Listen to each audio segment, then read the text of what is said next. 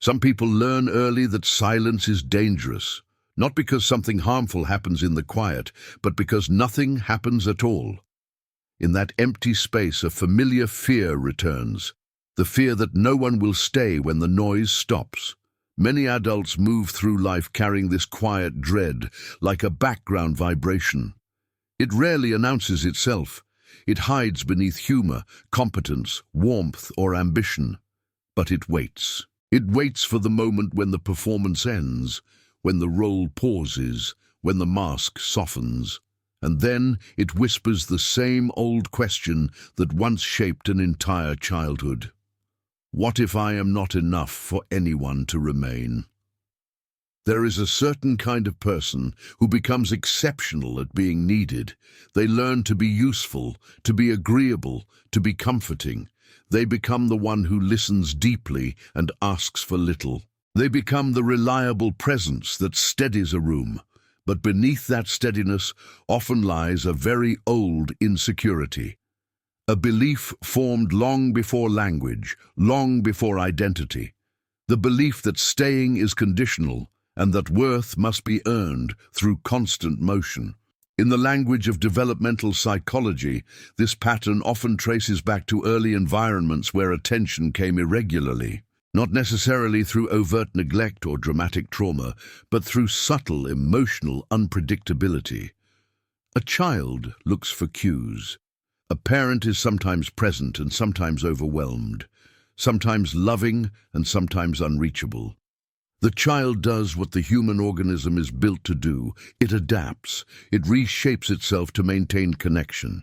It learns to serve the emotional needs of the adult, hoping that by smoothing the edges of the environment, connection will feel safer.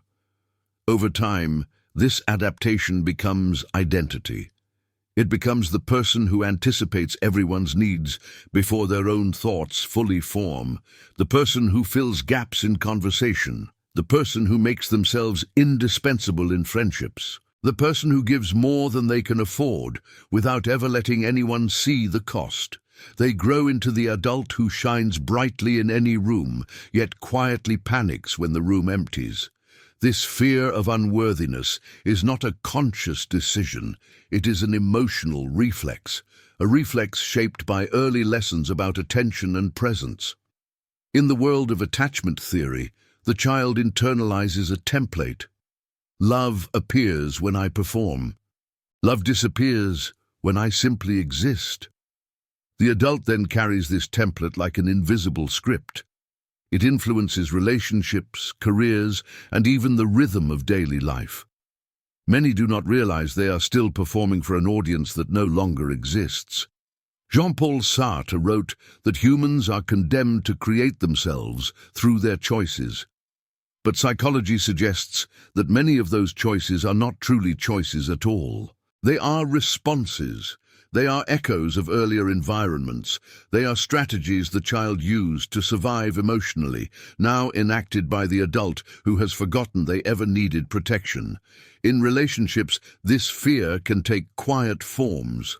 Some partners grow uneasy when things feel too calm. They instinctively fill the silence with caretaking. They offer solutions, comfort, generosity. They become the emotional anchor. But underneath the devotion lies a tremor. If they are not actively contributing, perhaps their presence will lose value. Perhaps affection will evaporate in the stillness. There are friendships where the same dynamic unfolds.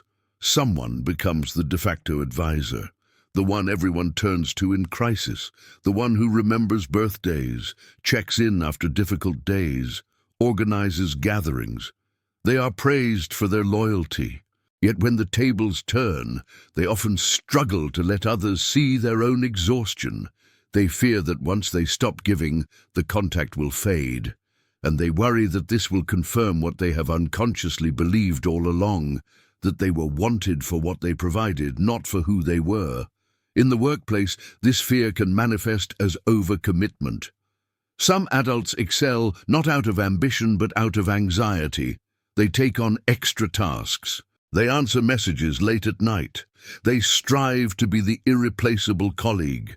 because deep down, professional reliability becomes a substitute for emotional security. If I cannot ensure people love me, the psyche reasons, perhaps I can at least ensure they need me. What makes this fear so potent is that it rarely appears as fear. It appears as competence, as kindness, as selflessness.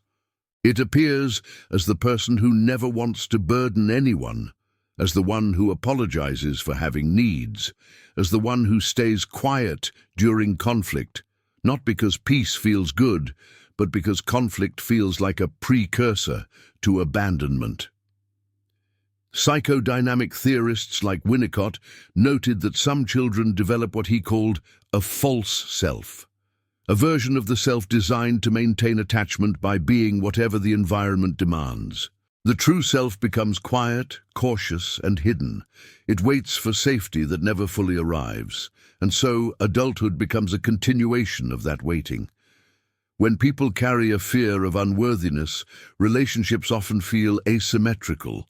They are more comfortable giving than receiving. They find intimacy easier when they are the helper, the comforter, the one who stabilizes others. But when someone turns toward them with genuine care, something inside recoils. The gesture feels unfamiliar. It feels undeserved. It feels like a temporary kindness rather than an enduring truth. Many adults who live with this fear describe an internal split.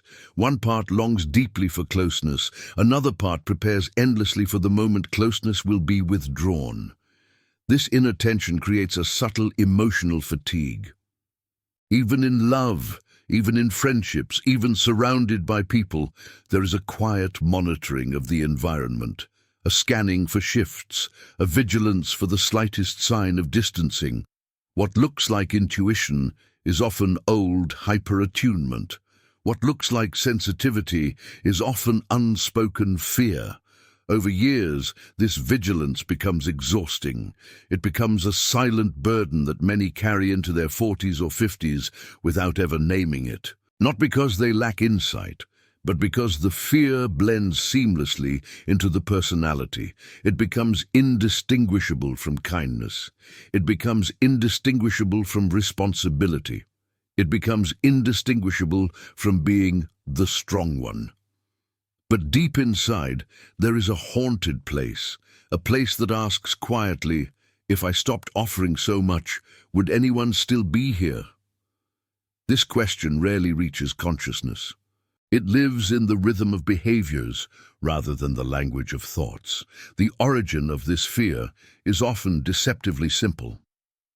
The child who was comforted inconsistently develops an internal schema that love is unstable. The child who learned to calm the emotional storms of an adult develops the belief that emotional value comes from utility. The child who received affection mainly when performing learns that identity must be transactional. These early emotional equations are written into the nervous system before the mind can critique them. As adults, many never revisit these equations. They simply live them. They fall into relationships where they give more than they receive. They tolerate emotional imbalances with the quiet belief that this is simply how life works. They become the dependable one at home, the responsible one at work, the stable one in every crisis. They excel in roles, but roles are not relationships, and roles rarely offer the unconditional presence that the inner child once needed and never fully received.